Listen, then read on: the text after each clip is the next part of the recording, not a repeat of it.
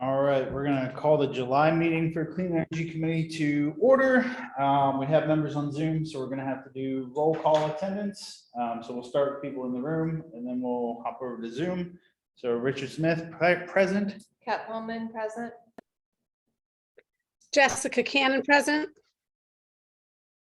Val Estes, present. Phyllis Goodson, present. Sean Sullivan, present. And on Zoom, BJ. Did you all hear me? I said Jessica Cannon. present. You got me? Yep. Okay. Andrea Bennett, present. If you're still doing roll call, sorry. We're waiting on PJ, who's still muted. Okay. DJ Klein, present. All right, perfect. That is our attendance. So then, real quick, we'll just do approval of June minutes. I can never remember. Do I need to make a motion to approve June? Not a motion. Okay. Is there any discussion or addendums that need to be added to the June minutes? No? Okay, then we're going to approve the June minutes and move right along to item number 2. Welcome our new committee members and introductions. Welcome. Welcome. Tell us a little bit about yourselves and who you are, and then we can go around and introduce ourselves. Sure. Thanks, sure. I'm Val Estes. I'm the energy manager with New Hanover County Schools. I've been in that position since 2013, and my focus has primarily been on energy efficiency, but past few years, we've done some sustainable projects. We've got a couple of solar installs at some of our schools. Largest one being 100 kW on the roof at Murray. Nice. Hi, I'm Phyllis Goodson, North Carolina native, fortunate enough to move to Wilmington in 2004, so it's kind of forever now. I have been in the consulting or utility energy industry for the last 30 plus years. I've worked a little bit on the vendor side for companies that have metering and some of that, but for the last 20 plus, I've been working with consulting companies. Full scale, across gas, water, and electric, primarily electric, the function that I focus on most, both on wholesale as well as retail. And on the retail side, or the typical tech company that you're familiar with now, on all sides of it, from operations, transmission, distribution, systems, customer service, just the whole gamut. So very- mostly local or? Actually, both out of both Texas and then Accenture, one of the companies I worked with, purchased the other company I was with, they're global, but All right. Dave, do you want to start for Sure. around the rooms? Yeah, we've met in our orientation bit already, but yeah, David Ingram, City Sustainability Manager for about 7 years. Of course, work across all kinds of sustainability initiatives here for the city. Clean energy, greenhouse gas reductions, fleet electrification, recycling reduction, and waste management. So yeah, definitely ones that super glad to have both of you on board. I think you're all will both be great additions. So welcome. thanks. I'm Rich Smith. I am the energy manager for Pender County Schools. Previously, for a very brief stint, I was the sustainability manager for New Hanover County and working with Duke Energy as a residential energy auditor. Been in this role for about 4 years now. Been in North Carolina and Wilmington since 2009. Welcome. Glad to have a full forum back again, and look forward to working with you guys. Are we doing this? I feel like we have to jump back. Yeah, I'm Sean Sullivan. I'm a geologist, a project manager for offshore wind. I've been working offshore wind since 2014. I'm all my work's really in the Northeast, primarily New York to Massachusetts, but hoping some projects can off here eventually. But mainly what I'm involved in is like offshore surveying, so boats going out and collecting information on seabed and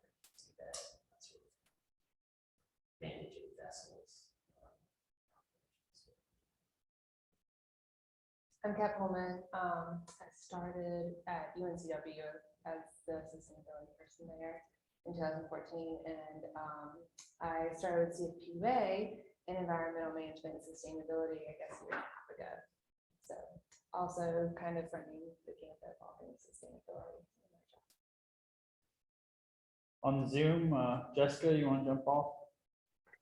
Yes, sure. I am a retired physician, a retired OBGYN doctor, and sort of a community activist. A couple of hats I wear. I started Clean Cape Fear, which was the community group that sort of sprung up when we found out about the PFAS Gen X in our water. And I also serve as a board member at CFPUA, sort of related to that. Obviously, my background is in health, but I'm sort of a lay environmentalist, if you will. Welcome to both of you. Andrea? Hi there. My name is Andrea Bennett. I've lived in Wilmington for about 10 years now, transplant from Long Island, New York. I taught biology and environmental science at Laney High School for a few years before moving into the private sector, and now work for an education company where I'm the director of our deal desk.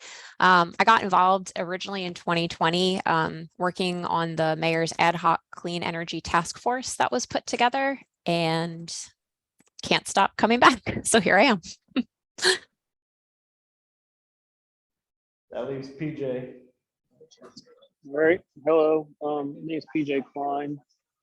Background's in power out of the nuclear industry.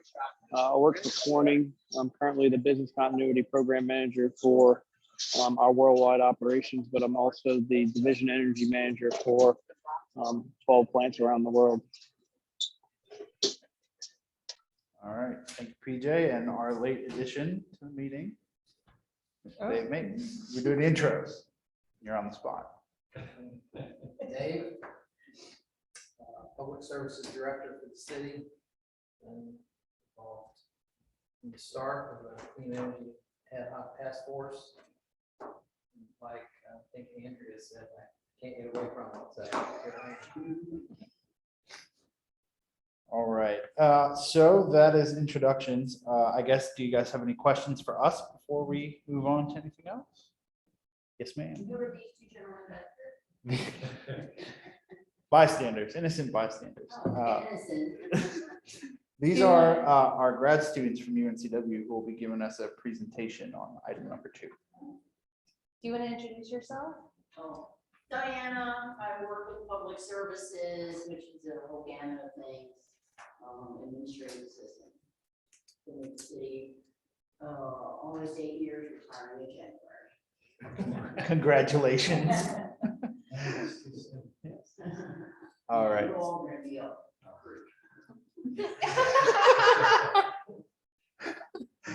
All right, so with that, Yeah, I was just gonna say, if there's any, historical stuff that you guys want or are curious about, just in regard to the work the task forces committee has done, just let me know. I'm happy to get you guys anything.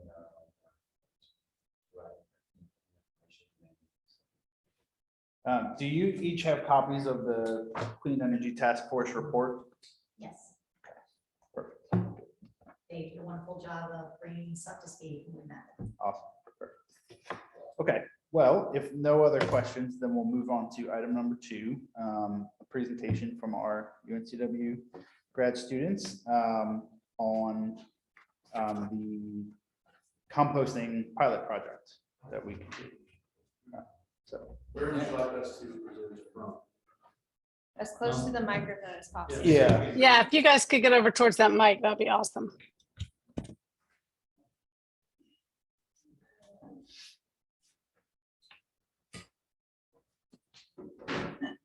So, got your own presentation pulled up. If you want me to advance through it, just. Sure. Yeah, that's great. You can sign off. Okay. Well, hello, everyone. My name is Ben Andrea. This is Adam Moran. Yeah. We're both students at UNCW in the NPA program. We were in a class last semester with Dr. Kirsten Kinzer, and it was Sustainable Cities class, and one of our class projects was to take a look at a potential project that the city could take on to sort of further some of the ideas that came out of the task force's recommendations from a couple years ago. So we created a proposal for the project, and ultimately we're invited to come present to you. So that's what we're doing here today. We are one member short. Keisha Williams was also in our group. She was going to come present with us, but she's not with us today. We also had a couple other folks in our group that aren't here today. So I'm going to try to wing it when it gets to Keisha's slides. But first, Adam's going to start with the first couple slides. So anything else you wanted to add, Adam? No, thank you. So I'm an MBA student as well, and yeah, excited to be here. Another of the couple of members, there are only 5 people in the class, so it was pretty, couldn't get away, sliding under the radar like you can with some classes. No. But the other members were Kat Costin and also Sean Olds. Okay. Can we just rearrange when we're all speaking on this, so it can also be on video? Maybe if you could stand the camera right here. Oh, okay. You want us in the Maybe. middle of the ring here? We can In the- pull these yeah. back, so it's a little less. Just so the folks on camera are on Zoom can also see it.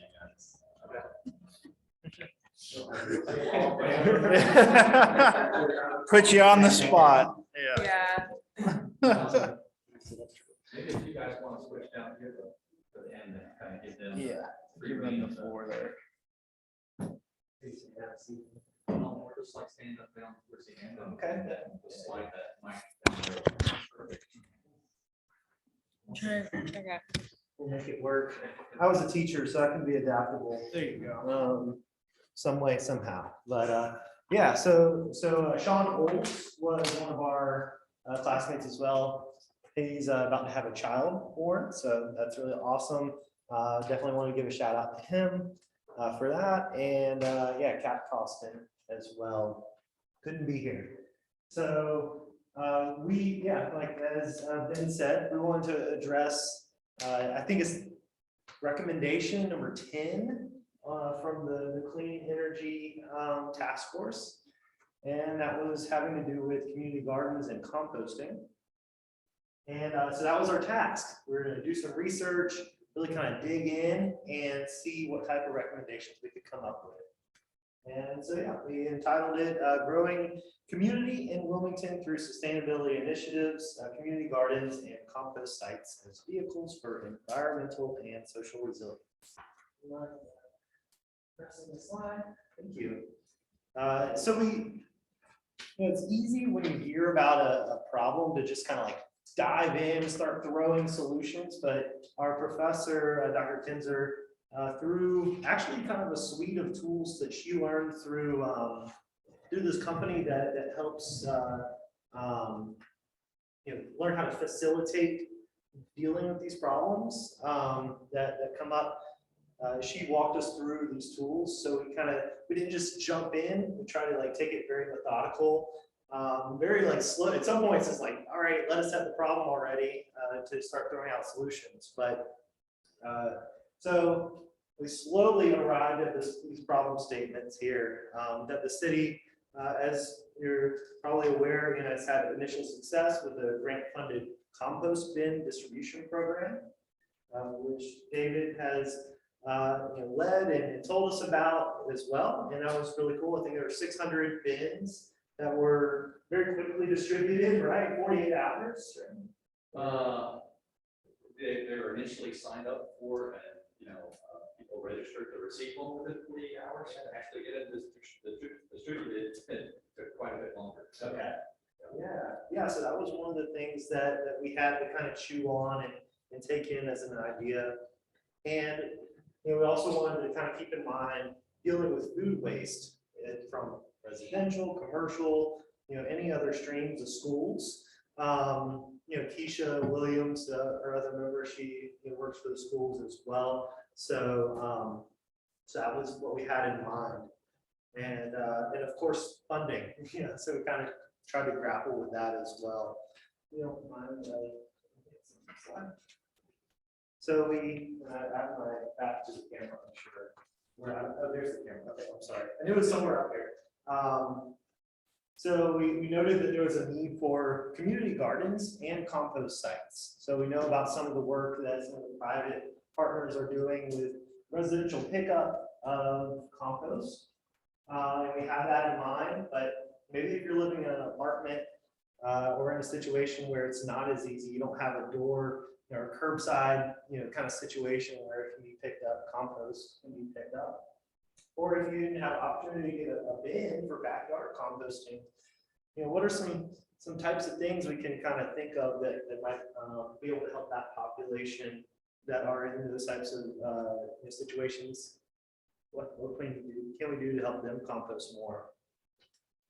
And then also to leverage the existing resources. One of the things that we kind of saw as we were doing all this research, and it actually kept coming. We could probably done months more research and keep making more connections and it's like, oh wow, there's that program. We didn't even hear about it first. We're trying to think of all the different groups, the school system, parks, different private groups, commercial, nonprofit, advocacy organizations, all the different groups that are trying to do different things to kind of tackle composting and gardens, community gardens, food waste, resiliency, food deserts, all of, there's probably think of all the different groups in town and in the area that are trying to address that.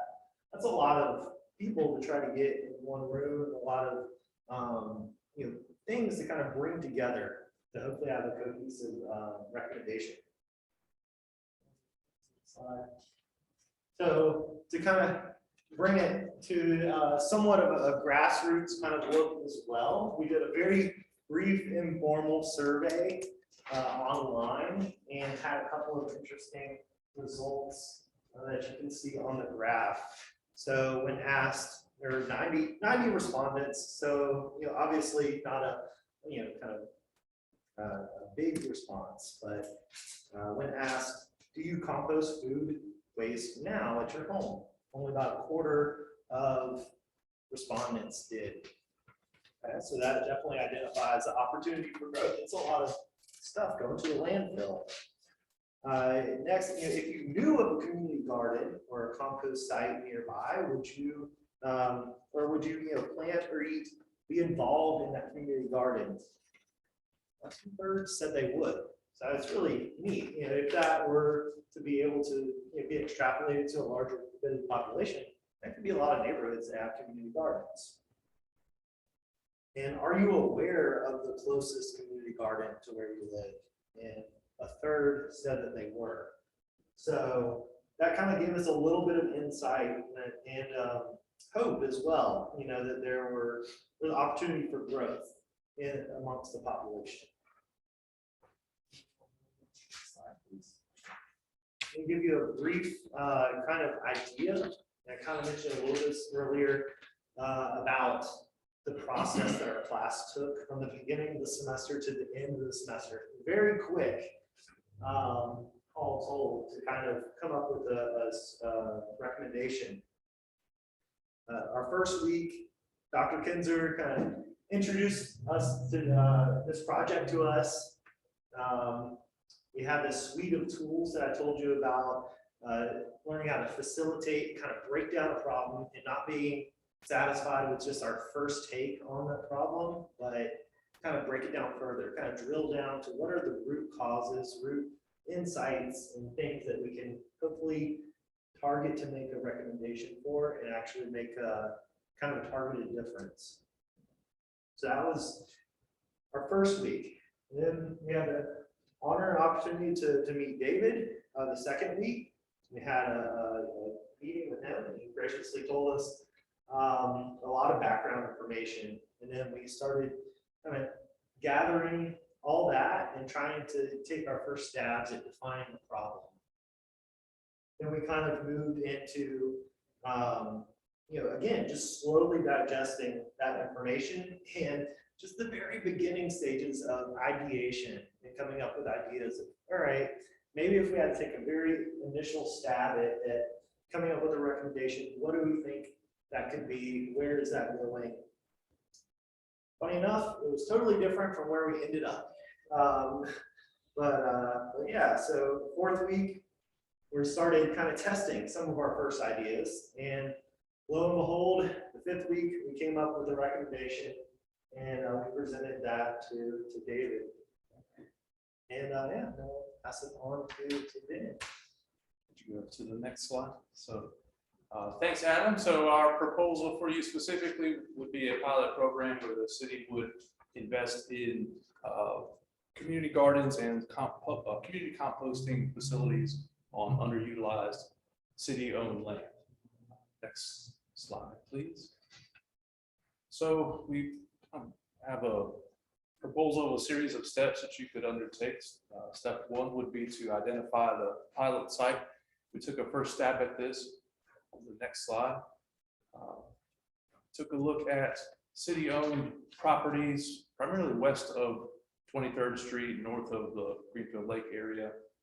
We also took into consideration what the Create Wilmington Comprehensive Plan identified as food deserts, which are the areas in the shaded red. Basically any area that's over a mile from a full service grocery store.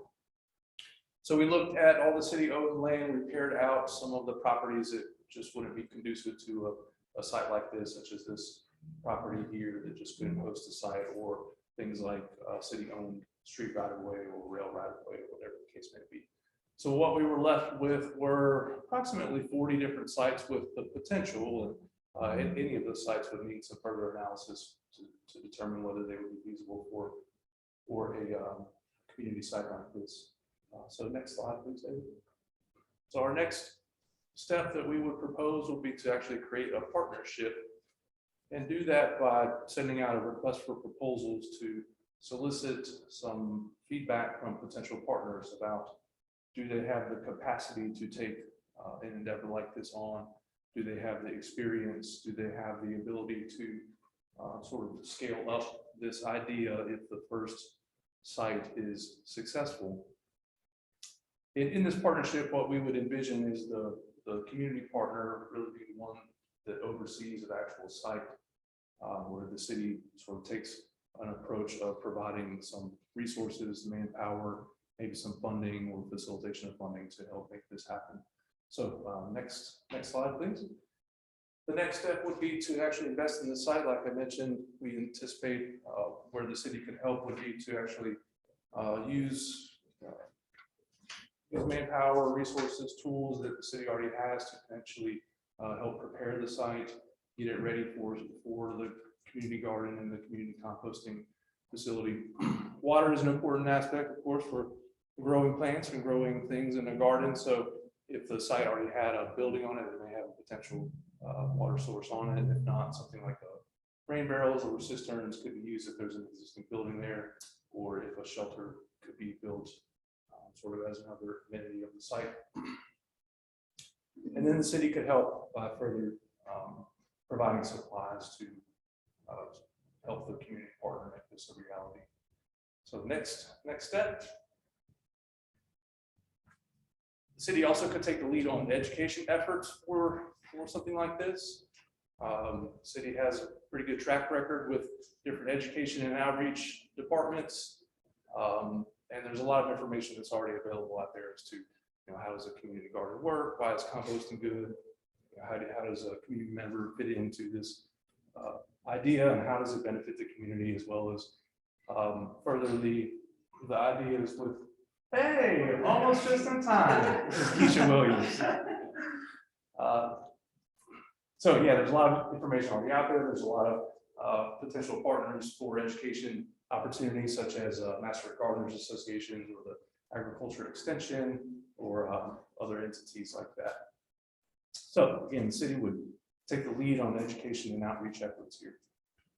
The next final step, keep track of the success. So we would suggest to keep track of who's visiting the site, how well it's going, what's being produced, how much compost is being produced, how much waste is being diverted from the waste stream that's going into the compost.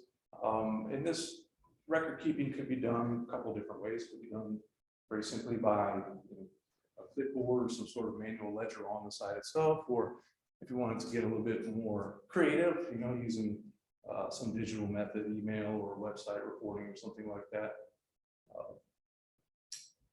If you chose the latter, certainly there could be some barriers to entry, and it may not be easily used by the potential target audience of the site. So just keep that in mind. So I think that's all I had to say. I'm so glad that Keisha's here, so I don't have to bring it for her slides. Thank you, guys. I just got out of another meeting, so I had to race across town to get here, but the next slide is for me. Keisha, sorry to interrupt. You're gonna have to come over here so the microphone can hear you. To the hot space. Yeah. You're good. That is a long thing. Okay. Good afternoon, everyone. So one of the things we considered when we did this was to not be intrusive into the spaces and to consider the residents who are already there. So a part of it was the community benefit and the equity. So considering that there are already organizations that are in the community doing the gardens and doing the work, we wanted to be mindful of including them as much as possible, but also including the residents, making sure that we are not another place where we are a problem, where we are seen as, again, being intrusive, being something that's not wanted or needed in the neighborhood. So talking to those community leaders and being vocal with them about the benefits of the garden. Why do we want to have these spaces? Why do we need composting? How do these things benefit everyone in the community?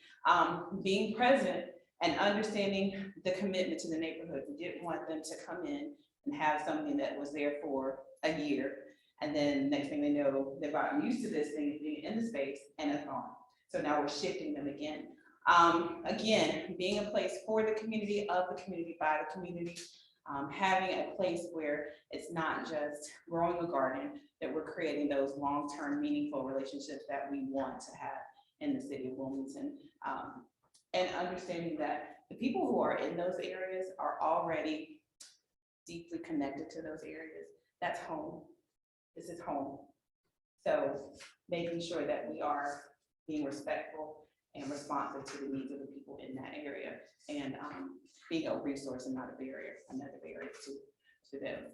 And then the last slide was, again, when we talk about bringing it into the community, talking to them about the benefits of the garden, talking to them about the benefits of composting.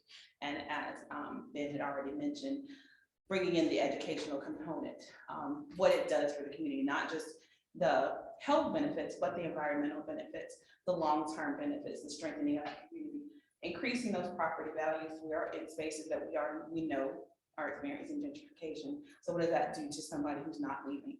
This is home for me. My grandmother purchased this home, so I want to stay here. So I want my property value to increase as well. And of course, we know that also goes along with that decreasing of the crime rate because we're active in the community. So we know that you're present, somebody's going to see you in that space.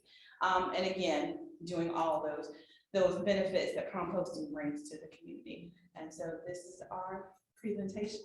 And if we have any questions, we'll be happy to respond. Thank you. I have a few questions. One would be, I would assume that for the city, there would be a concern for them about,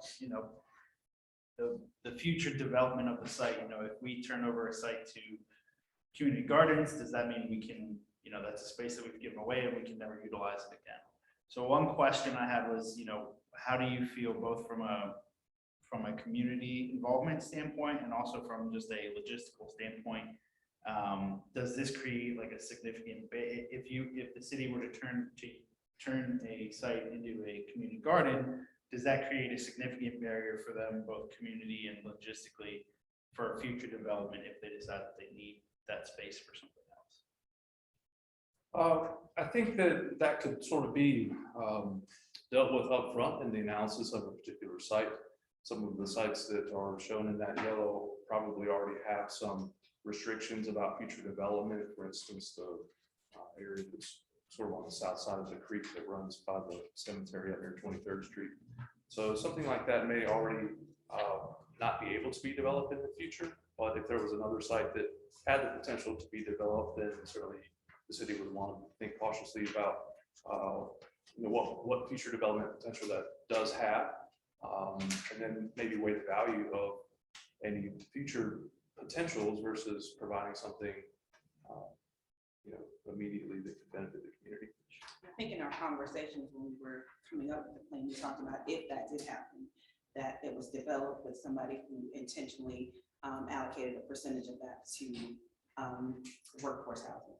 Gotcha. So that it's not just another Sure. group coming in Right, and right. pushing them out, that we still are sensitive to those who are in the community. Another question I had was, do you think it would be better, and this is more for you, Okay. Keisha, do you think it would be better to have the, for lack of a better word, group Mhm. that runs the garden be like a member of the community, like a neighbor, like a neighborhood leader, or one of the like community organizations that we have?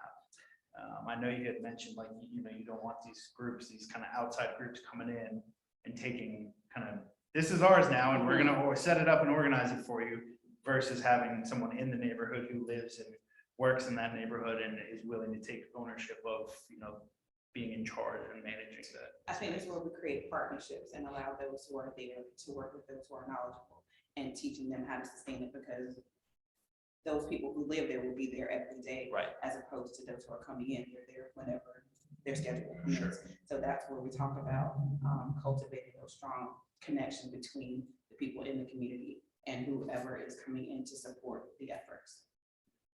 And then the last question I had was, what did you guys foresee happening with the produce from the garden? Does it, if you grow it, you take it? Is it distributed to the community members? Is it, for sale to then go back into the garden? What did you guys see as the best way, best outcome for the produce that's grown? Yeah, I mean, I think we talked about this a little bit, and sorry for this on camera. But we talked about this a little bit. We didn't really go totally down the road of like Sure. selling the Yeah. produce, because we thought, there could be some regulations around that. Ultimately, this is, a sustainability measure. It's a social sustainability measure. That's where the partnerships and being community-based, I think ideally, it would go to the people in the community who are actually working on the garden itself. Being able to have a dinner in the street, off that produce, that's a pretty cool thing. Right. I think that'd be an ideal situation. That's my thoughts. Yeah, and I think that's an important idea, because these sites that we identified preliminarily, there's some concerns with access to fresh foods already, or healthy foods, and so making sure that if you go down the route of selling those foods, at least give the folks that are in the area the first opportunity to buy it, so that they have I think those food options. I wouldn't speak for everyone. I would think in general, we would try and stay away from the for sale model. Would you guys be amenable, or do you think it'd be successful to do something like, the person who's growing that produce gets first dibs on however much they want, and any excess then goes to, whether it's distributed, hey, you come by the garden and we have a stand and you can take what you need, or it's distributed to a food bank or something like that? I mean, is that something that you think would be a successful model? Yeah, I think ultimately what we'd like to see is that fresh food stay as local as possible. Yeah, okay. And as low to no cost as possible. Sure, absolutely. That's all I had. Anyone else? I have a quick question. So not as a part of this group, but in my former life, I've done this a few times and failed every time. Y'all have identified all of the reasons why they didn't succeed, but one of the things that it came up every time, it was never like the final, straw, is the way that you compost, whether it's a static pile or, So did y'all find a way that reduces risk as much as possible for these community compost centers. Meaning rodents, smell, things of that nature. We talked about this a little bit, you're talking to David and then finding resources like NC State Cooperative. There seemed to be, we didn't go like Nuts keep and going bolts down in that it, road right. because it seemed like there are a lot of resources already for, you know, education. And our idea was like, hey, you know, we don't need to lay this out because a lot of work has been done. And if anyone at, you know, an organization or the city or wherever, you know, wanted to publish something or communicate that to the public, we think that information is like readily available. That was our understanding and our kind of conclusion on it. Yeah, definitely a concern. Kat, just curious, what did you find when you were looking at that component?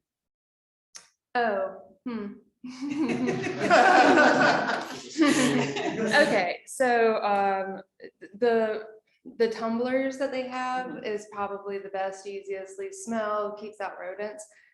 If you talk to a true compost person, that is not compost because it has to be with microbes in the soil to create true compost.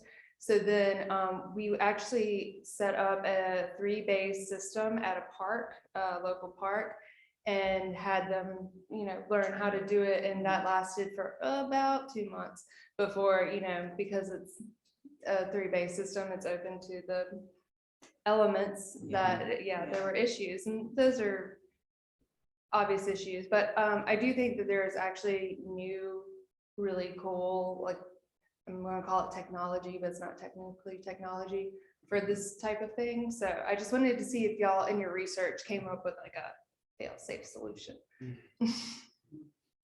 don't think that we went that far to find the silver bullet, but to that point, I think that, you know, learning what has gone well and what hasn't gone well in previous endeavors is probably probably worth looking at. Yeah, absolutely. Maybe some resources here in town, some of the groups here in town was coastal composting council or arboretum. Yeah, I was gonna say, if y'all wanted to present this to the Arboretum, I would love to bring you in for that. They might, I mean, between the county and the city, that we might have some extra funds for the support. I would think there'd be some funding. Perhaps, reducing waste going to the landfill. Or IRA. Yeah, that too. I believe there's different funding sources out there. A couple weeks ago, the AARP Community Challenge Grant recipients were announced. There were over 300 grantees, and many of them were for projects like this. Yeah. No, this is cool. Y'all did a great job. And is the land that you identified in yellow, is that the city owns that land? I would just offer that it's probably easier for us to encourage people to come to the site, if people are already coming to that site. Some of the properties on here are just city owned, but they're not, they're just passive.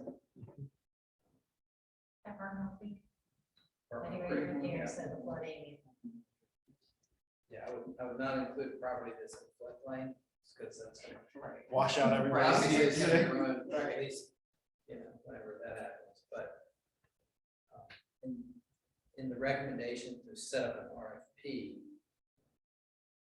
my thought would be just to set up the RFP already with a couple of sites in, you know, Mays Park or Pool, something like that, where we've got plenty of space at those locations and people are already going there. Sure.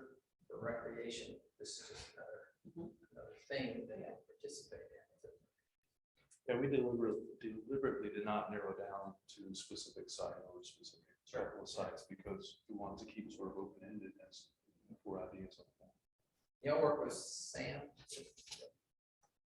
Yes, Sean Oles and our group had a couple of good conversations with him.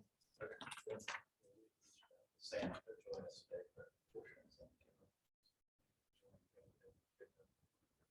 Feedback. Yeah. Could you expand a little bit more? You mentioned that whatever efforts here, you don't want to stomp over activities like this that are already in place. You want to kind of work alongside the communities. Have you talked to some of these other groups about maybe even expanding what they have and kind of being kind of a joint effort, or?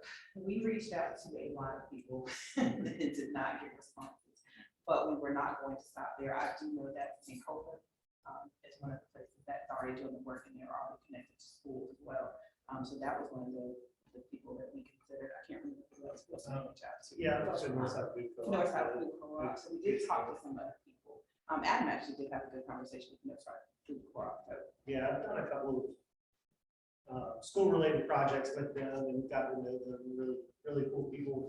They're actually at the, they probably just need education and with help on it. They're like, yeah, we tried a garden, but we didn't quite know exactly what we were doing.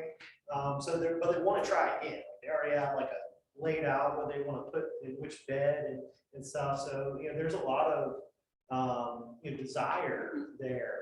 But Maybe the knowledge.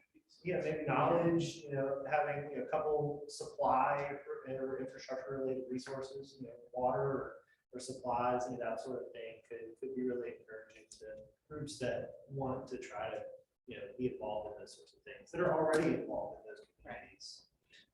Keisha, your compatriots here at the start said that you were involved with the schools. yes, sir. That's what I was like. Fair enough. Yeah. I'm very interested in how we can get the schools on board with this because, I work with Pender County Schools, so I'm in the cafeterias and I see like how much of the fresh fruit goes straight from like the counter into the trash can.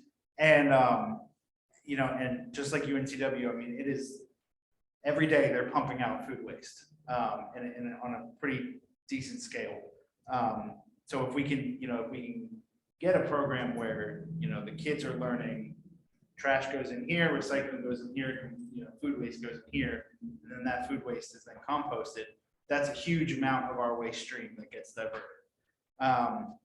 So I was curious just if you had any thoughts or if you spoken to anyone at the school level in their kitchens about, if they have any limitations on like, well, we can't give you our food waste, whatever, or just your thoughts. Absolutely. So I just completed a leadership cohort with the county, and one of my cohort members actually did this for her project with her students. And she said that in the beginning, it took buy-in. Sure. But by the end of the year, all the kids knew today is the day we're doing our composting. And so she's planning to continue it. I can share her information. That'd be great. She is very excited about sharing it and making hers a blueprint. Yeah. And expanding it to as many schools as possible. But yes, absolutely. Her name is Brittany. She's doing amazing work. And she's at the elementary level. do they utilize the compost? Yes, so then they Okay. they created a garden at the school. Great. Based on the compost. Yeah. Does she know? Not Bradley Creek. She was at, I have to look at my phone, because I don't remember. She's elementary. I don't remember which one. Yeah, Biology House can ask if you know of any other programs, any other. I know some of the schools do compost and they do have some school gardens. And I actually had a teacher respond to an email that I sent out about all the food waste. Could be the same person. Do you have does New Hanover County use a vendor for their food services, like Aramark or, one of those, or is it local, like certain county? Vendor base, I would guess. No worry. Well, I was just curious because if it's a vendor, then it's an opportunity as a gold star for them. It's a good PR opportunity for them. If they can say, hey, we're working with the schools to divert the waste stream, and that it gives them an incentive to buy in as well and partner with us. And a lot of the vendors will have discretionary funds that they could use to help support that kind of effort. Instead of having an extra pizza day at the end of the year, like we could take that money and put it towards like a couple composting bins and whatnot. I just think that's a good opportunity there as well to get some extra support from another organization that would be a partner.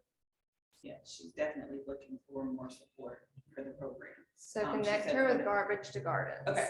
Yeah, that's the New Hanover County Environmental Management, and they just got a $100,000 grant for basically what you're talking about, but they're Okay. looking to expand. Because one of her issues was funding. Yep. She said, she had to go to administrators and parents to come in and help with it, but if that's, Yeah, she would be excited for that one. I got you. I got you.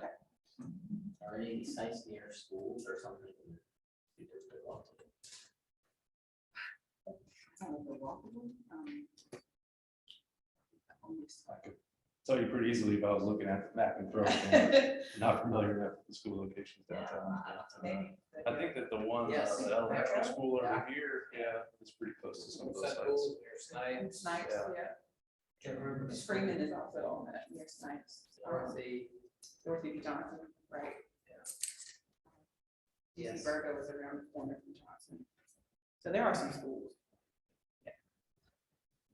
And other programs like Dreams, they Yes, also yeah. participate in things like that. I mean, Pay Center, granted, they don't have anything there currently, but that would be great because it's, again, for sports, for community, those kind of things that bring people together. And I think they started a garden, they attempted to start a garden actually. Dreams did have one Yeah. a couple of years ago. Yeah. I don't know where it's, I I don't haven't know. been there I in a don't few think years. And I think that's right next to where, it's our Mhm. Phil It Ops. is, it's in that So, area, yeah. That'd be really cool synergy. Mhm. to have. There's some other cities that, it's like this, one sport in my mind is, I think Atlanta has a pretty good citywide program. You guys are-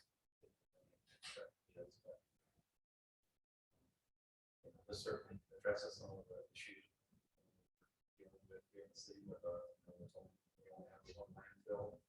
Sure, what's the current expected lifetime for that today, but 20 this year, 25 to 30 years. Yeah. So Much less than we have. When we have the next. So, Year. whatever initiatives, project, programs we can do to remove waste, which is a big part of our landfill. Knows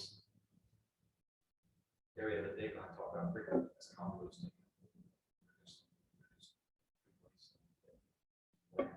Stuff that goes to the landfill, so. Yeah. I look at keep this conversation continue and see what we can do. So, really appreciate you all the hard work that I know that went into this. Took a lot of time. Oh, questions from our Zoom folks? Any questions up there? No questions. I just wanted to say thank you so much for coming and presenting, and that it's just so amazing to know that the work that was started or, that had been kind of discussed during the ad hoc days is still being continued and progressing. And this just feels like a really engaging the community in this way was like the ultimate dream for that, I feel like. And this is just really just so refreshing to see like the actual, presentation around this is just really exciting. So I just wanted to thank you so much for coming today. Absolutely. Yeah, and I would just echo what Andrea said. Absolutely. Very cool. Thanks, guys. Thank you. Thank you. I just had a quick, just out of curiosity, what made you guys choose this recommendation out of the pile from the ad hoc task force? I don't think we did. I think it was, but didn't Dr. Kinzer choose this one? Oh, you're not with the list of Yeah. Oh, yes, Yeah, yes, she okay. saw that there was no work that had continued beyond Yeah, that. I think we had. And yes, she's spoken with. Yeah, we had taken some steps on quite a number of the other. Gotcha. This one was kind of, Okay, yeah. hadn't had much. movement. Sit there at the table. Mhm. Okay, yeah, gotcha. Get any other questions? Well, we appreciate you guys coming. Thanks for Thank you your for your time. time, and yeah, Thank thank you for the you. presentation. Thanks.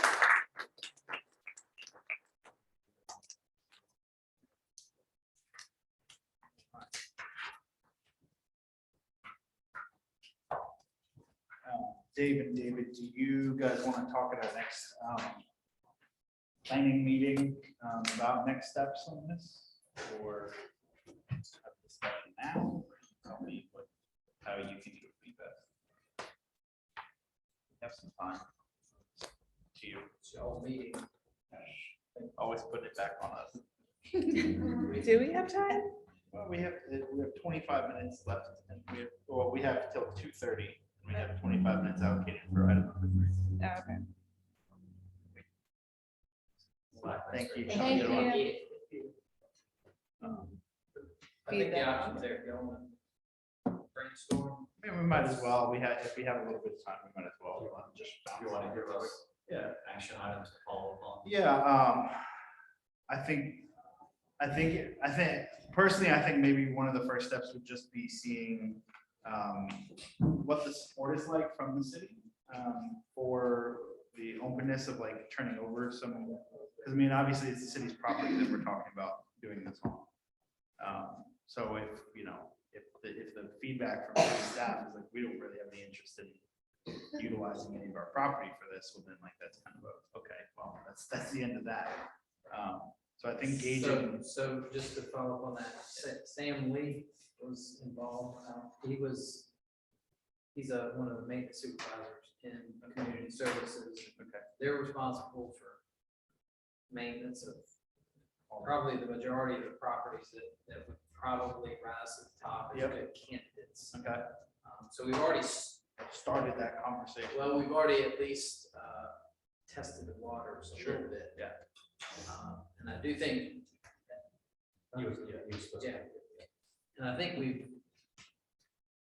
we're not, we've tested the waters in terms of community gardens before. Mhm.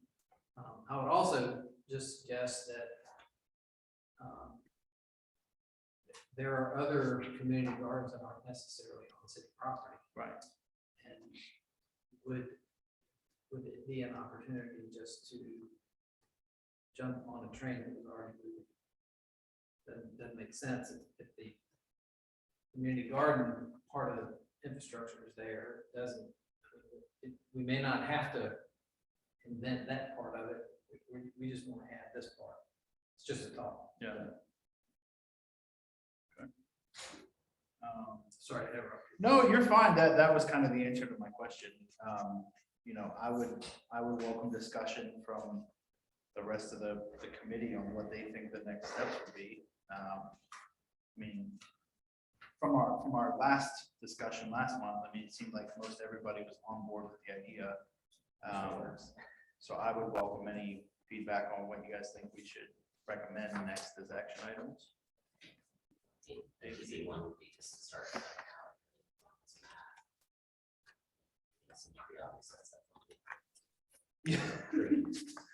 So I would actually say one of the first steps in this would be the education piece. Because if you create anything compost and garden related and, plastic ends up in there, metal ends up in there, it's fruitless, right? So it's really about educating the community about what is compost and what is organics. So it can either A, inspire them to do it at home themselves, B, we could start working on what this looks like.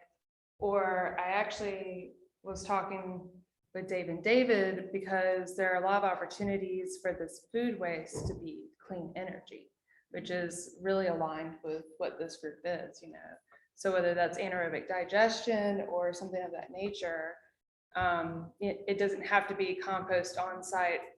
And it can't be if it's like becomes a big cultural shift, right? It has to be something a little bit bigger. So while I think all of this needs to happen, for it to actually see a vision that's really big, everyone has to know what they're doing first.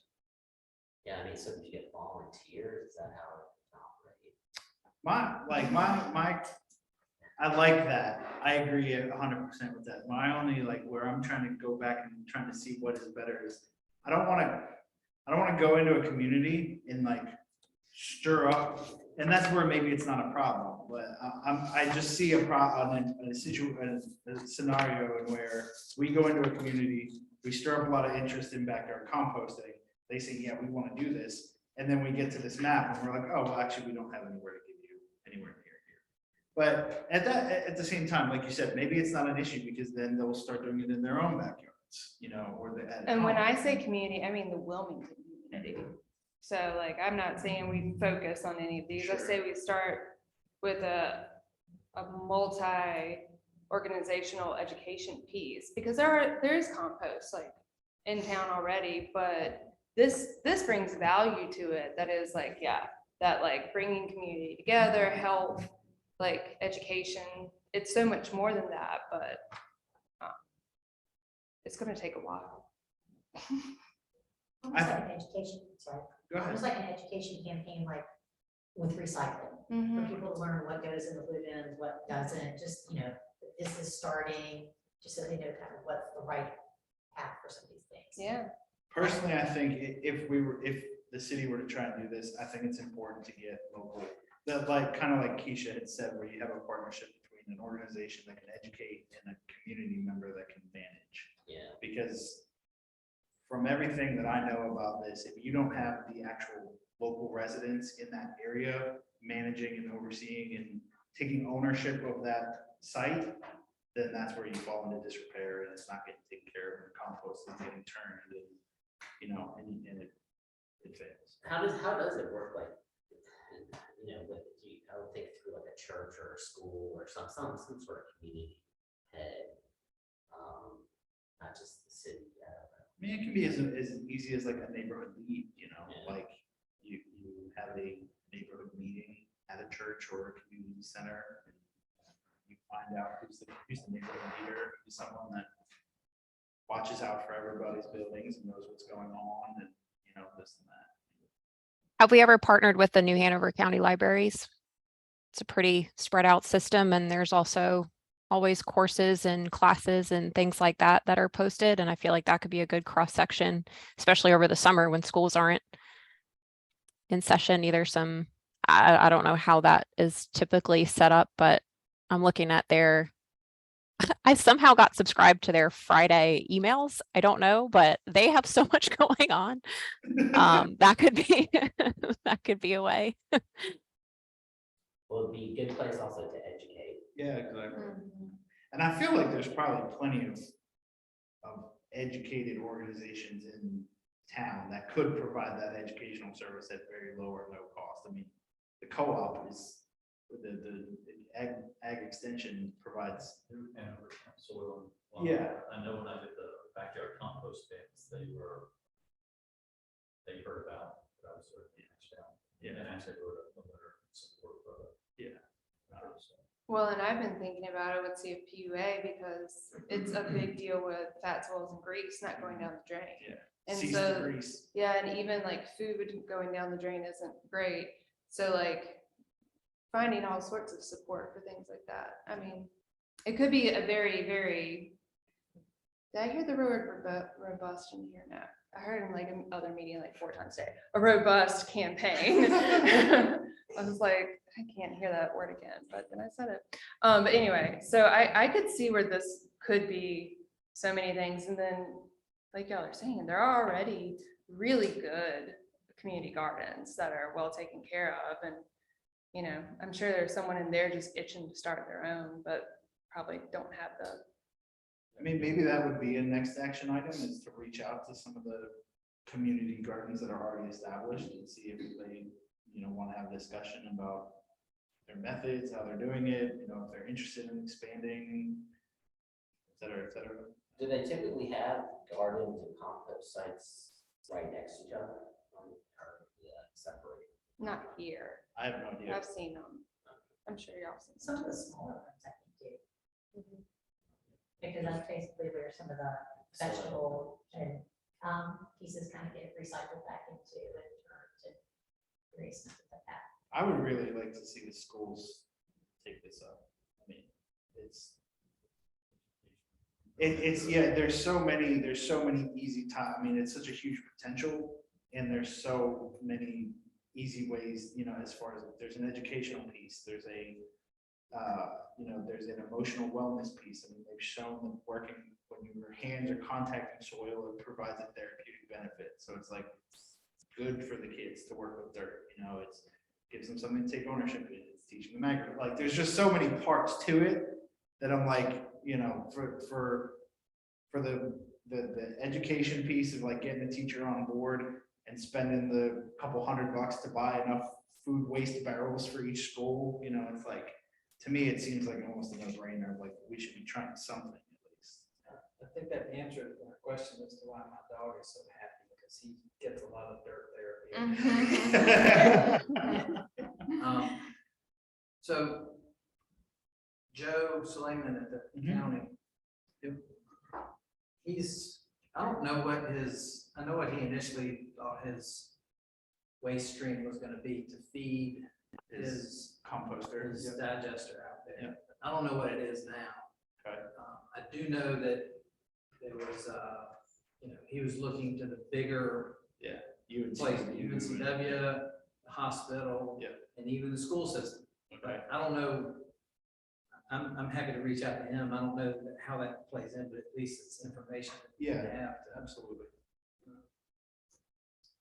And the county's made it so that that compost is now publicly available to the citizens, right? Because originally it was just, it went back to Parks and Rec. I think if there's enough left over after Parks and Rec. Okay. Last Because I heard. nothing against the county, but personally, I think that compost would go to better benefit at the schools, you know, utilized in an education piece versus, you know, if it's like, okay, we're gonna send compost to the composter at the landfill so that Parks and Rec can have free compost, or are we gonna keep it at the school site so that kids can have a garden class? You know, I personally think it's put to better use there, and, you know, Parks and Rec can get their own compost. I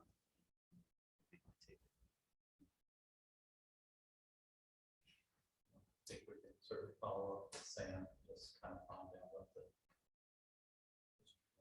existing regards that the community services is working with. So follow up with Sam. I could actually follow up with the schools to see who's doing what Yeah, and great. the schools here. And if you have like a nutritional program director, that could be a contact, you know, there. And I know, at least in Pender County, we have one person who's over nutritional services, so that, you know, that would be my contact point for this is, you know, who do we get involved with this? That's, you know, so if you have if there's someone like that in that role in Hanover County, then that'd be great. I'll check and see, but I think some of them are school-based. They may Gotcha. not be associated with child Gotcha. nutrition. Yeah. Yeah. All right, well, let's move on to item number 3, brief review of 2023 focus areas. Y'all want to switch the mic over?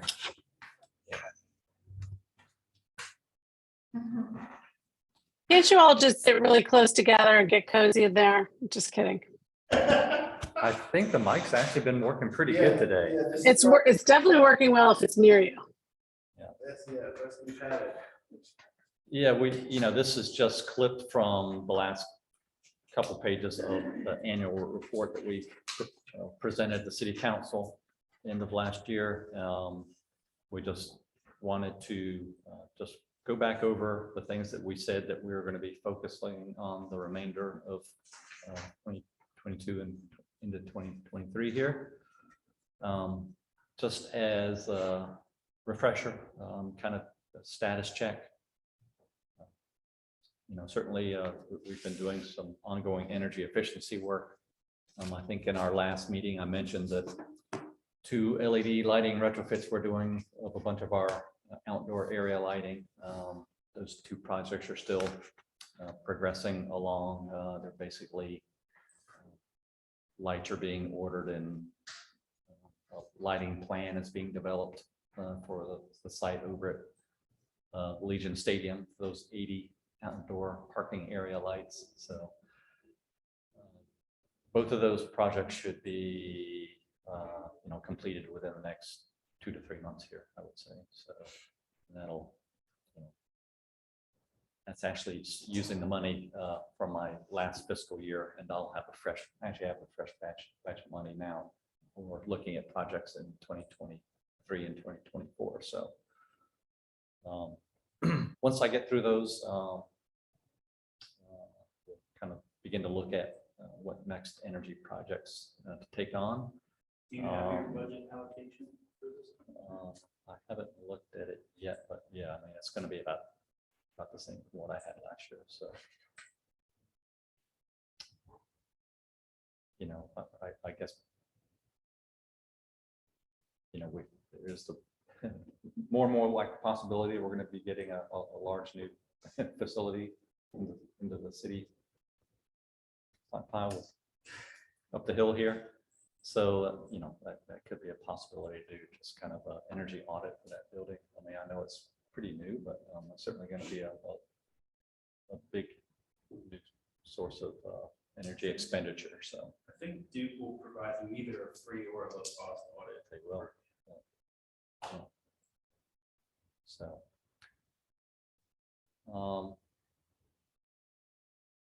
Fleet electrification.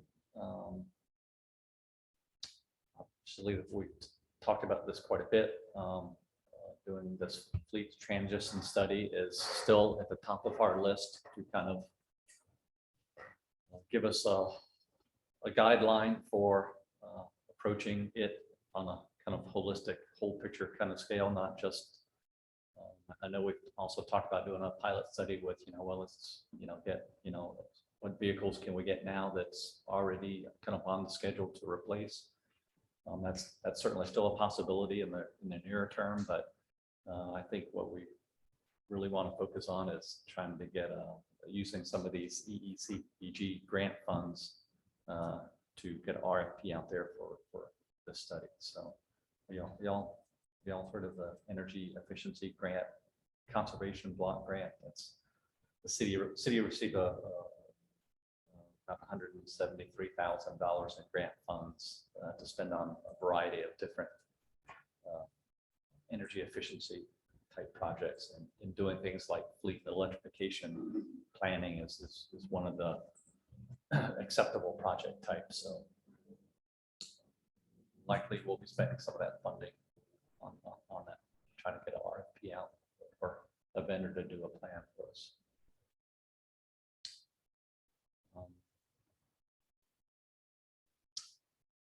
In regard to the Clean Energy Technology Center, as you all know, we joined the gave support for the forming of the Eastern kind of clean was it Clean Transportation Coalition on the fuels, clean fuels here on the eastern part of the state, and they've actually just formed like an advisory committee for that. A variety of different people were asked to join this advisory board, including myself. So that's been rolling along, and as part of that, being part of that coalition, you know, they actually have to submit something to the Department of Energy to officially form the coalition. And that process is still happening right now, but once that is officially, I guess, designated by the Department of Energy, you know, there'll be some opportunities for the city to apply for some additional grants and that kind of thing. So I'll certainly keep you all up to date on those opportunities as they present themselves. So that they actually are also going to be hosting the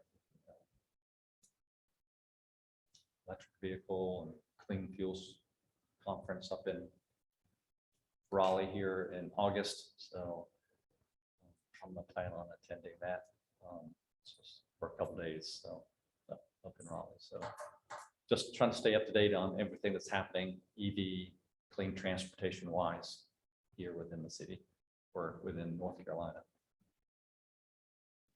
Give you all an update on that after it's over.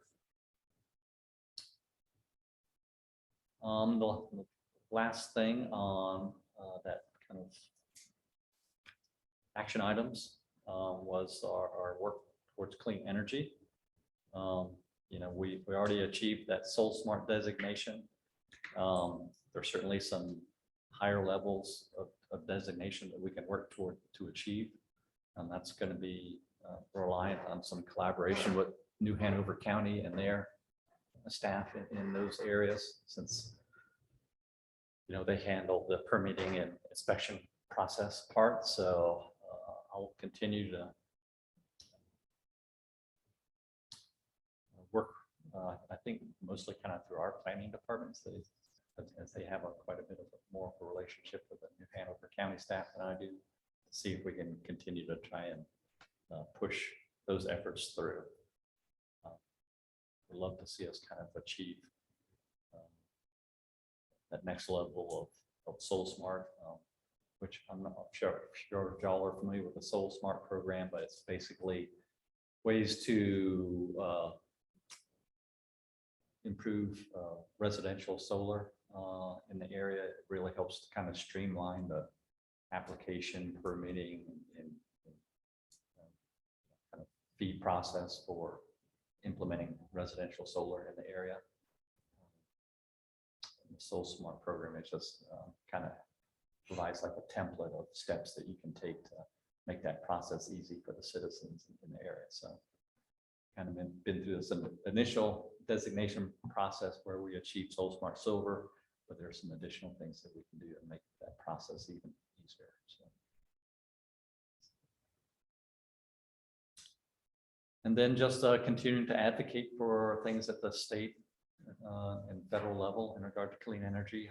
You guys have certainly been very supportive of those efforts, kind of through, I know our North Carolina Clean Energy Center Association here in the state has been a source of good information, as well as kind of the Southeast Sustainability Directors Network in regard to submitting public comment towards some of the actions that Duke Energy has taken. And so I think there's certainly going to be some additional opportunities for us to advocate and even educate our leadership here in the city in regard to some of the bigger picture and benefits of move towards cleaner energy in our local grid. So Dave, you have anything to add to? Y'all's new, but for everybody else, just a reminder that we talked, probably been a while since we talked about this, but kind of creating those learning opportunities where our internal leadership and our council are brought along with the information that we need to help support these recommendations. And I think something that we learned is that we can't take for granted that what we are going to advocate for is going to be wholly supported in the form that we recommend it. So our process is going to be that we want to make sure that the information that we're trying to pass along, the recommendations that we're trying to make are done when our council is fully informed. And that's what we want to try and do. Dave and I have a meeting, I think it's Friday, talk about wind energy and the opportunities that we have for advocacy related to that. And y'all will, of course, be brought into that conversation, but we want to try and map out a process, one that works, so that we don't get hung up quite like we did last time, and we can have a process that's a little bit more successful, a little bit smoother in the transition. So just wanted to say that so that everybody kept that in mind, that we're trying to make sure that we take your recommendations and they get pushed along as quickly in as similar format as they come out. So Sure. I know the last we had heard was the sustainable green building policy had been submitted to board policy, right? yes, Do we have any follow-up on that so far? we have a process that we're going to go through. And I can go over what that process is, but we have not yet started it. Okay. There's been a little bit of lag in getting to the starting line for our process, but we want to try and set this recommendation up for as much success as possible. So we're going to brief the manager's office first, and then garner support after that, garner support from our executive management team. After which we'll start the process of educating council in writing, and then through an agenda briefing, and then finally through hopefully what will be a resolution support. So it'll take us some time to get through all that, but that's what we feel like is the best way. If you've got an executive management team that supports the recommendation, presenting it to council and bringing them along. One of the challenges I think with that is, and I'll just say I'll put this on Dave's shoulders, is we need to show the value of that. And it's, we as an organization, and this is just my observation, we like cutting ribbons.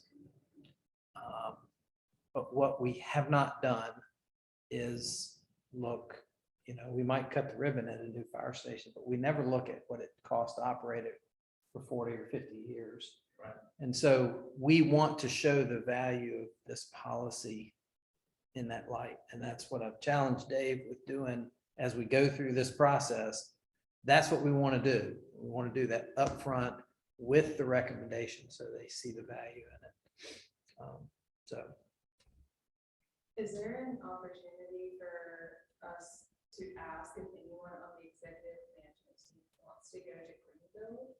That's a pretty inspirational and, fully, it goes over all the different things we would be talking about, and it's in DC this year. So it's not that far.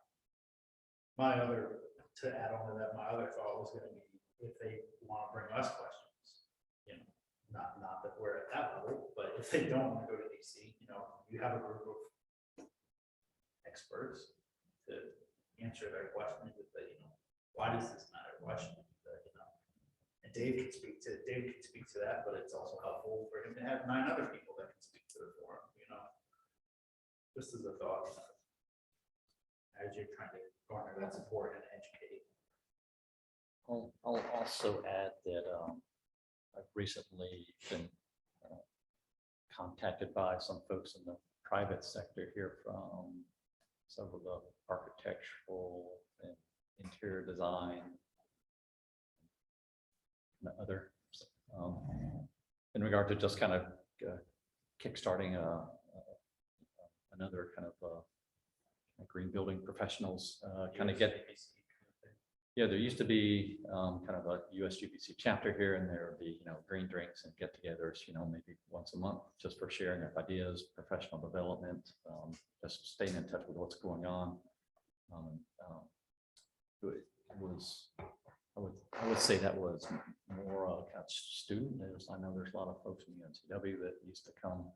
This one is much more people that are already established in the industry, and I think August 17th, planning to host kind of the first kind of green drinks get together here in town. So let you guys know about St. Patrick's Day. Is that what it is, August 17th? Just say green drinks. Oh, no, not St. Patty's kind of green drink. Anyway, yeah, they've asked me to come and speak about, just what the city has going on. So these kind of conversations will certainly be a part of it. So, and if y'all are certainly welcome to attend as well, so I'll extend the invitation. This is true. Only what? Whoa, only 4 of you.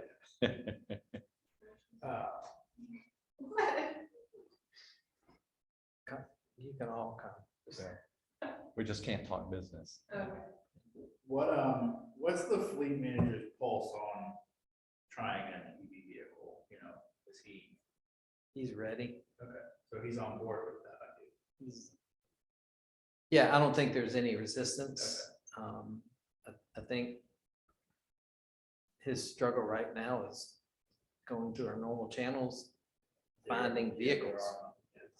It's just our process of identifying and buying vehicles through these cooperatives is coming up woefully short. So, I mean, I've got vehicles that I've been looking for a year. No, there's a simple utility van. It's not there, it's not available. So it's It's a supply chain issue. yeah, there's no resistance, but there's not a whole lot of forward progress just across the board. Sure. And then my only comment left would be, I'm glad, like you said, you had a meeting on Friday to discuss the wind advocacy. I was in South Jersey this weekend, and, you know, I imagine, you know, if Massachusetts is at the forefront with their wind projects, and then Jersey's a few years behind them, and then we're at the starting line, you know, as I'm driving to the shore, you just see sign after sign after sign, stop big wind, save our shores, you know, and the turbines, you know, and I see that if we don't take any proactive action, I see that's what's coming down the pipe for us. So when I was at the Clean Energy Conference, and I went up and talked to the guy, Josh, butcher his last name, but I asked him specifically, I said, how can we help? Yeah. And the first thing that he said, and it was supported by 2 or 3 other people that were standing beside him, is educate first. Yeah. So, I mean, that's kind of why I'd like to hopefully develop some sort of more significant strategy that you guys can buy into and be a part of, and have that be part of the effort to support it. Definitely. I mean, I think, yeah, we just need to educate people around here and make them more aware that issues could be coming. And I think I struggle with trying to figure out what can we do other than just advocacy. I mean, in this group, because we can't purchase the wind, we can't force to do this or that. So I think it's just educate and try to get people more involved. I'm curious, Sean, with, I mean, there's the potential, like, let's say the wind meets enough resistance and it doesn't get developed. There's potential for that parcel to get sold for oil and gas exploration, right? Or is that? I don't think it would move that quick. No. Well, I'm not saying like here next year they're gonna do it, but I'm saying if they meet enough resistance that there's no interest in the wind, I mean, can that parcel then? I mean, yes, but I don't think it would happen like that. I think there's been so much resistance on the East Coast for oil and gas. They wouldn't just turn around, and plus they need different types of data. They could use some of it. It's not just like a quick. I'm just curious if that's one of the arguments you can make, is like, you guys are fussing over seeing, you know, a 3-inch wind turbine on the horizon. Well, if you don't like that, wait until the 20-meter gas or oil rig shows up 3 miles off the coast, you know, or whatever it is. Yeah, I mean, I think there was, when Trump was in office, there was more interest in East Coast. I mean, they did exploration in the 70s and 80s. Had no economically viable. There's a lot less oil now than there was, you know. But yeah, they've tried to do that. I mean, I think it was like in 2016 or something. They really started. They thought they were going to have a sale on the East Coast, but just didn't have. I can't remember exactly that. It's just, you know, in my mind, it's like, I'd much rather have wind turbines there than oil rigs. And, Oh yeah, I think, and no matter what the political landscape is, it can swing back and forth, of course. But if there's wind turbines there, you can't put an oil rig on a wind Yeah. turbine, you know, so. I think a lot of it's like how vocal different groups are too. Sure. I mean, so like in New Jersey, I think it's, you know, got really vocal movements that want like good beach views, or think they're gonna ruin their beach views. And then like kind of more in like Massachusetts over into Long Island, you got a lot of commercial fishermen that are against it. So it'll be very vocal. Sure. Here it's gonna be mainly just beachgoers, I think. Right. Because we don't have as big a commercial fishing industry, and in the lease areas in Wilmington, I don't think there's hardly any commercial fishing. Outer Banks. You'll see a lot like on LinkedIn, a lot of the like Avangrid who operates or will operate that wind farm. They do a lot of fishing, promoting fishing activities and events, and just because they're trying to get on the good side. Right. Yeah. And every time we go out offshore and survey, there's a they call them offshore fisheries liaison, who's out there basically just to make sure that whatever we're doing doesn't affect the fishermen, or we try to like get out of their way, and we don't want to irritate them. Right. You know, it's always best to have a fisherman talk to a fisherman. than Right. like, In regard to like sport fishing, once a wind farm is up offshore, are sport fishermen allowed to go into the area where the I think turbines are? sometimes they do, but then other times not so much. It depends on what, yeah, I mean, like sport, that's probably just like casting a line, probably not too much of the issue, but like, yeah, for commercial. Yeah, not Dragger. commercial fish, but I mean, fish-like structure. I mean, it's why they sink stuff for, you know, like. Yeah, for- artificial reefs, yeah. Yeah, but that's almost like what a wind farm could be like. It could actually attract some. Yeah, there was, in the past, there were some study, or I think people were against it because they thought it would ruin the fish population, but it actually, like in Block Island, where the half of it proved it actually helps, because it is like an artificial reef. Yeah. And in the UK, with all the things. When they were fighting against the oil, Richard Ryan, 2016, a big part of that argument was the seismic testing and the migratory mammals. Yeah. So getting ahead of that's gonna be important, right? Yeah, so we also, like on all the vessels, we have protected species observers, so they 24/7, they're out there looking for anything that's coming close to the ship. The big thing for offshore wind is that the pile drive, so that causes a significant amount of noise, and so they have different ways to try to mitigate it. Like bubble curtains around it, so it kind of like keeps the noise near the foundation, or where the foundation will be. So they're, yeah, I mean, they're trying to, I think there's definitely for offshore wind, they're definitely more green and more looking to combat any sort of environmental impacts, having worked in oil, gas, and now offshore wind.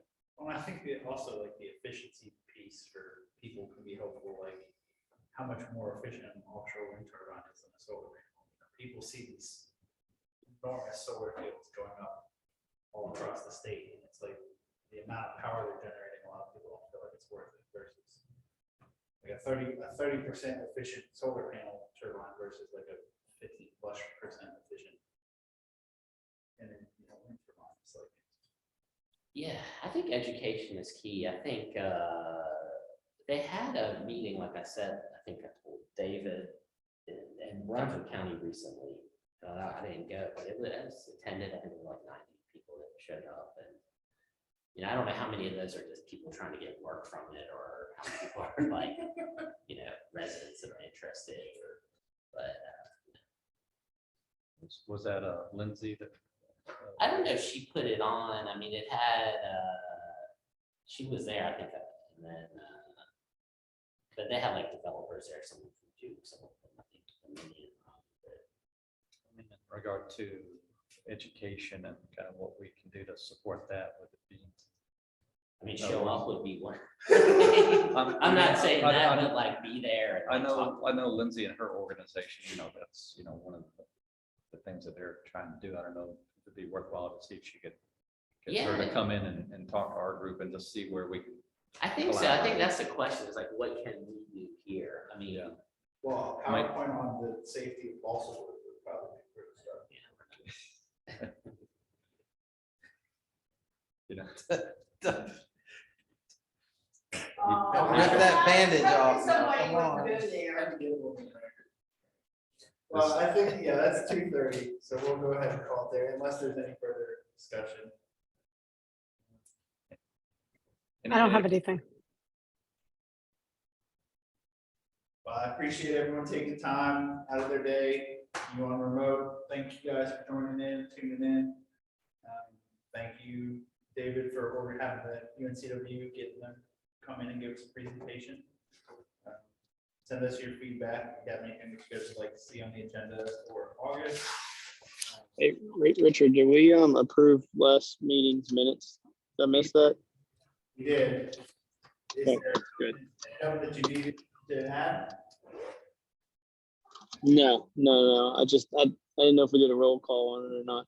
Gotcha, yeah, no, we don't need a motion to approve minutes. for the- Okay, good. So, yeah, hey, I wanted to ask the group, what would be the best way for us to poll, like, if you can make a meeting or not? I can send out an email that just says, hey, if you can't meet August meeting, let us know. Or we can do like a Survey Monkey, like, click, are you gonna attend the meeting, yes or no, or that way, we just wanna make sure, I mean, it'll be easier now that we have our new board members, but we just wanna make sure we're gonna have a quorum before people take time out of their day to jump on if everyone's on vacation or whatever. I mean, the email works as long as people Yeah. respond. I don't know. We can just add it to our, when David sends out the agenda. That's all right. Yeah. Fine. Sounds good. And I'll just add to what you said. This is y'all's meeting. So y'all don't, if we prepare an agenda, if y'all have ideas that you would like to have for discussion on the agenda, feel free to let us know. Yeah, and we can easily adapt and accommodate. So, yeah. All right, thanks everybody for the time. We'll see you next Have a month. great week. Good to Thank see you. everyone. Thank you. Thank you.